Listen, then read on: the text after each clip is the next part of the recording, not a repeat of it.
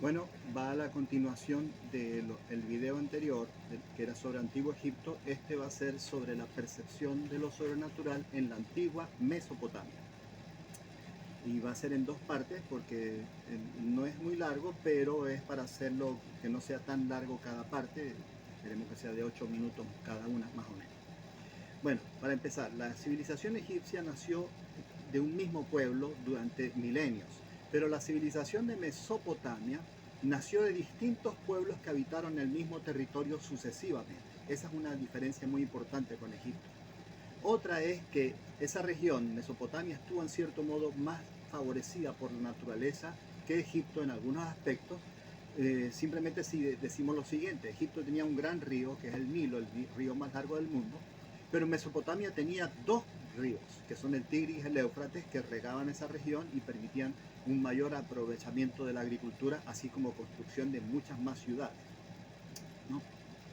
Ahora bien, también Mesopotamia tenía lo siguiente: era una zona de tránsito intenso de pueblos, mucho más que Egipto en cierto modo, y eso motivó que fuera además una región muy conflictiva, con guerras constantemente.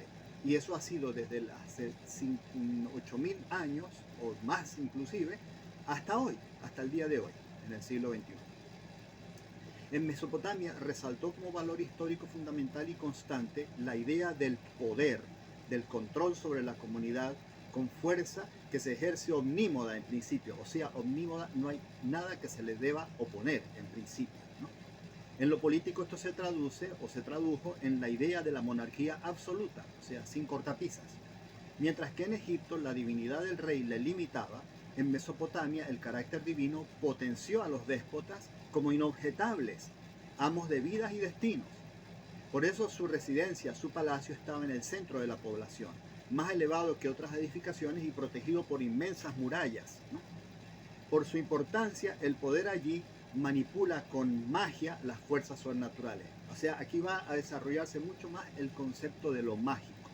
De hecho, el término mago va a venir de allí, de esa región de Mesopotamia y de Irán, de las dos. Nosotros vamos aquí a hablar un poquito de cada una, pero sobre todo de Mesopotamia. Ahora bien, esta magia distinguía entre fuerzas sobrenaturales buenas y malas. Había fuerzas buenas y fuerzas malas, ¿no? Por ejemplo, quien quería construir una casa pedía ayuda a las fuerzas buenas, ¿no? A los dioses buenos, a los señores buenos. Le llamaban a los dioses o a los espíritus señores. De una palabra aramea, Baal. ¿Okay? Le llamaban Baal a los dioses, ¿no?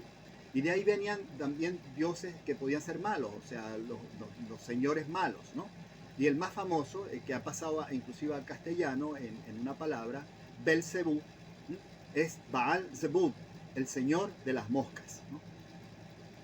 En cierto modo, estos señores eran servidores también de los dioses. Había señores que eran los dioses, pero también señores servidores de los dioses, un poco como los ángeles y los demonios, ¿okay? Nos han quedado miles de textos arqueológicos de estas peticiones tanto a los dioses buenos como a los dioses malos. Lo religioso en esas civilizaciones mesopotámicas incorporaba también lo político, como hemos dicho, y el rey de la ciudad era además el sacerdote principal de la población y del dios nacional. Eso es un concepto también importante. En la antigüedad no había un dios universal por encima de todo, no. El dios era el que protegía a tal pueblo, a tal tribu, a tal grupo.